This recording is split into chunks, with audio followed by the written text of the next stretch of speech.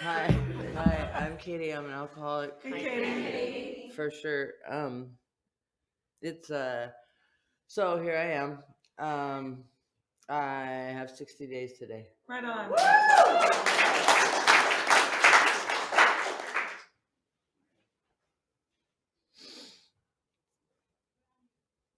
So oddly enough, um, six in July of 2016, I decided it would be a good idea to get in a relationship with somebody that was drinking. And so for 6 years, I was out, and I got to learn real quickly how powerful my disease is. And, it started off, kind of, well, actually, it was kind of scary in the beginning because I was scared of what was about to happen. And, but I wasn't. But I really wasn't. There was a big streak of me that really wasn't. And I was excited and I was going to dive in. And I did, you know, and I had fun, and things, life's great, life's good, everything's good until it wasn't, and everything started to crumble, and things started to really go downhill in lots of ways. I'm going to keep it kind of real brief and without a lot of detail. Um, but situations happened, and I realized that if I continue, um, I will lose everything, absolutely everything. And I'm like that close, just that close. I mean, there really isn't any air in there, as a matter of fact. And so I have the opportunity right now to live that good life that I know is on the other side of there's a line, you know, there's a definite line. And I'm like right here, when we talk about what it was like, what happened, and what it's like now. I'm what happened, or what it was like. I'm closer to that. And getting this 60 days was a process of coming around, um, and listening and hearing the voice of AA in my ear louder than the voice of my disease. And that's what it took. That was my trick. That and this Kool-Aid stuff. And I would do a glass with a lot of ice, and then I would pour it in there when it was kind of warm, so then the ice could settle, and then I could top it off and act like it was a little extra alcohol. I had to trick myself, I had to make myself a drink because I was always drinking and it was hard. So I tricked myself. It was Kool-Aid. It wasn't killer Kool-Aid or anything. Um, and so, and probably none of this will make sense or flow, but that's all right. Cause I'm sober. Right on. Um, yeah. And people have taught me tricks, like I had a lot of time sober, and I'm in a place where, thank God, I'm teachable and I'm learning new tricks. So, I've learned a few new tricks, like after you do something, say, and I'm sober. I made a grocery list and I'm sober. I changed my clothes and I'm sober. Just to remind myself that I can do stuff and be sober. And I just had an argument with my boss, and I'm super pissed off, and now I'm sitting at home and I'm sober. And that was humongous. That was like a whole bunch of stuff happened. You know, I mean, here I am, poor little me, completely addicted to alcohol. It is running my life. Self will run riot. Oh boy. Um, and I'm walking out of work thinking, okay, today I'm going to get 24 hours. It's going to be today. I had all these dates and plans, and things kept happening every day. Yeah, the 4th of July is coming. Yeah, well, then we don't need to do today because that's, woohoo, hey, party, 7 more days. Let's go. Um, but I forgot what I was saying. But going into the meeting and hearing that and getting new tricks, like, and I'm sober, um, getting that 24 hours, having to take 2 months to get that 24 hours, um, being on the phone with people. I went to a Zoom meeting thinking I'll hide out. I'm just terrified. I don't want to go anywhere. I've had a lot of time. I don't want to see people. I'm not ready for that. I'm here because I have to be, but I don't want to be. I want to be sober and I want that life, but I don't want to have to quit drinking. I don't want to stop partying. I don't want to let go of my friends. I don't want to stop going to my bar. I absolutely do not want to quit drinking at all. At all. I am grateful though I've lost some weight since, and that really honestly throughout my drinking was worrisome. But and I thought, so I just switched to vodka, but then I really liked the beer, and then I just drank them both, and fuck, it was fun. I liked it. Of course I liked it, or I wouldn't be standing here. I loved it. I loved it too much. It took me 2 months to try to get 24 hours, and I didn't get it. You guys got it for me with me. So I'm hiding out in the Zoom, and I run into two people that I knew and know, and I'm thinking, how is this possible? And one of them moved to Michigan, and she's in a Zoom meeting with the Loft women, and I'm thinking, well, I could creep out here and like not put a screen picture and hope nobody knows my name and see if anybody's still there that I know, and just kind of feel it out. But I didn't want to be there. But when I heard the message, I was like, it was so weird. It was, the whole thing was a real trip. It felt like I was watching a movie the whole time. I didn't, it's like I said, self will run riot. Like as soon as I gave it permission, it was like, all right, you just take the back seat. Here we go. Literally. And, so getting sober was like, my disease was in full charge, and my disease is going, the fuck? What do you think? No, that's not going to happen. And it was very, very persistent and very forceful in not letting me have that reprieve where I could maybe not drink for 10 minutes, long enough to call somebody and maybe talk to them and whatever, you know.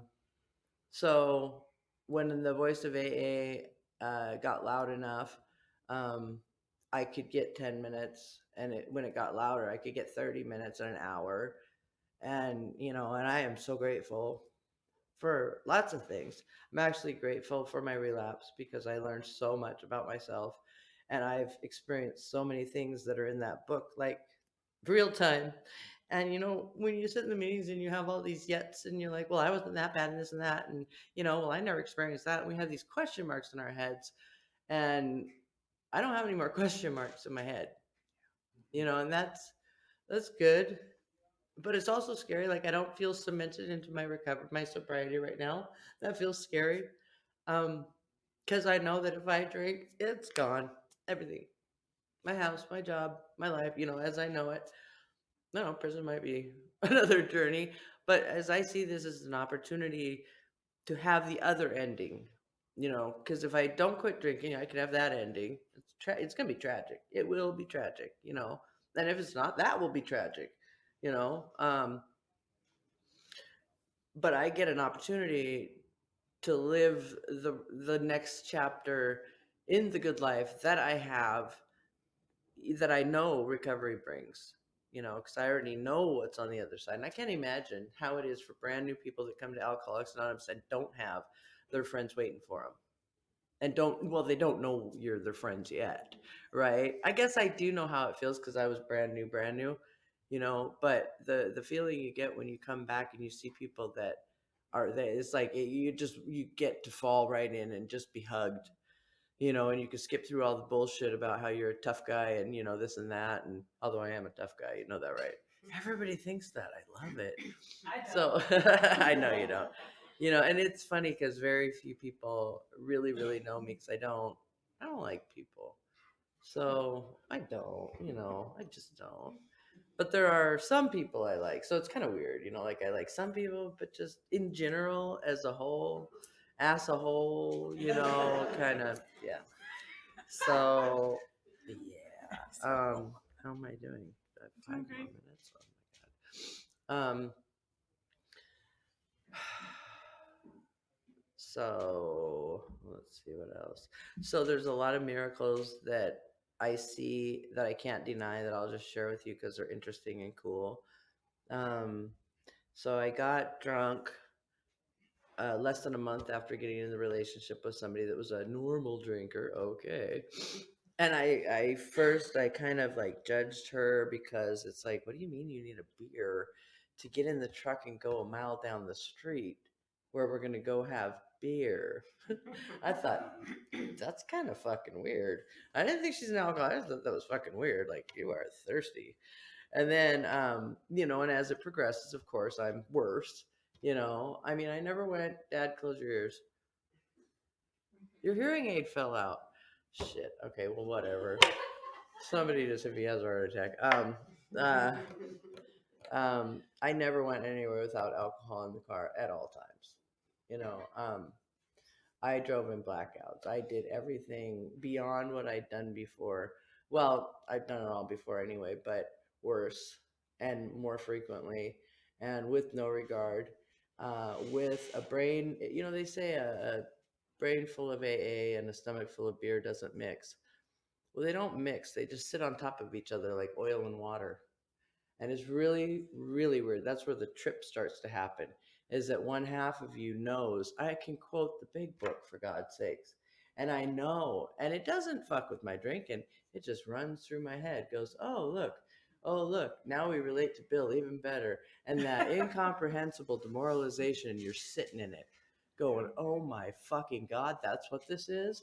The terror, the bewilderment, driven by 100 forms of fear. I'm like, and it's just like coming down on me. I literally felt like it was coming down on me. Like everything was just coming down on me. And it just like, holy shit. Like I was like prophesizing, being the epitome of what happens when, you, I don't know. See, I'm still learning to formulate sentences still.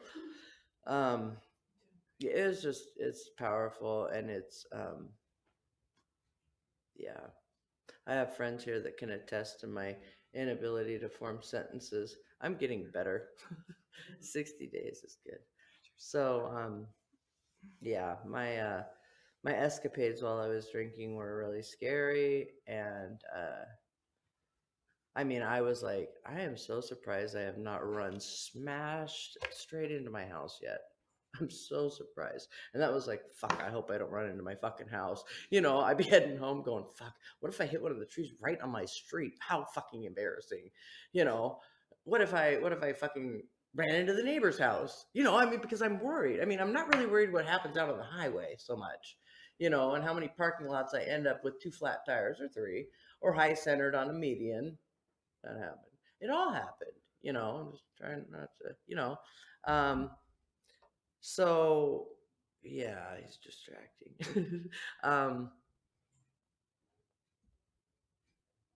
Yeah, I'm sorry. It's really not very fluid at 60 days. But yeah, those things that happened while I was driving, and just very horrifying things. Worrying about smashing into things, just having absolutely no control. I knew when I went to the bar, and I would tell myself, of course, I did everything in the book that it talks about, the bargaining, the drinking, everything. I woke up in the morning and I had nothing to drink in the refrigerator but alcohol. So what do? You drink the alcohol. You try to have a mixture so you got something light like Truly's. So you're not just drinking whiskey or cold IPAs or warm IPAs off the counter. Jesus, that's when IPAs are not good. Warm.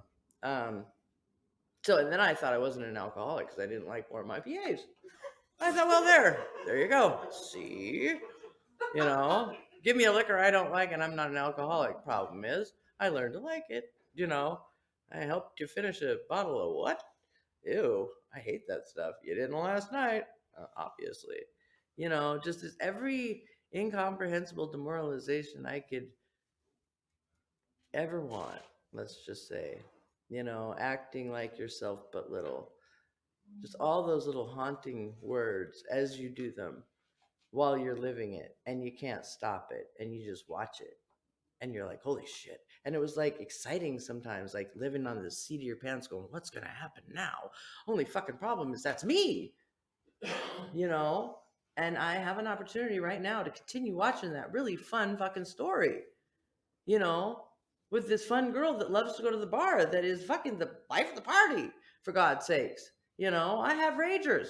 My My neighbors hate me. So I'm kind of thinking, it really would be good to get on the AA life side because my neighbors would really appreciate it. I mean, they really would. And I would love to be that neighbor. And that's the chapter I want to write. I want to write that chapter where I'm sober and this is what the rest of it looks like. So we know what it looked like before, when I was sober, what happened, I got drunk, and then what I get to do still because I got to come back here because, and how come I got to come back here is because you guys were still here. When I went to the Alano Club of, here I come crawling back with, having had time, you think you'd arrive at like, some Bellevue speakers meeting or something. No, I go to the Alano Club, and that goddamn brain I still have. When I start thinking, go to the Alano Club and sit there, and it's okay if I'm a mess and I can't make sentences or stand up straight or, that was one thing I did want to share is when I got sober, the one thing I noticed first when you start to feel like you're kind of coming around is that I could get out of the car and I didn't feel like I was going to fall down. And I went, oh, fuck, I was drunk all the time. Shit. That's why I thought just, Jesus Christ, this driveway. I mean, because after work or, after grocery shopping, you think, this fucking driveway, no. After about a week, I got out and I was like, oops. Yeah. So I thought that was kind of cute. But, I mean, these are secrets and they don't, when you are drinking and in that life, they don't present. You can't see them. But if you're in recovery, you see them plain as day. But when you're in the disease, it's like the veil. When you come from the sky and the veil drops, you know nothing, and then you do life. At least that's my belief. Yeah, it's a lot like that. It doesn't feel good. It does get worse. It is doing push-ups. It does want to kill you, and it will, and it can. And that's it. That's all I got. You're sober. Now you're sober. And I'm sober.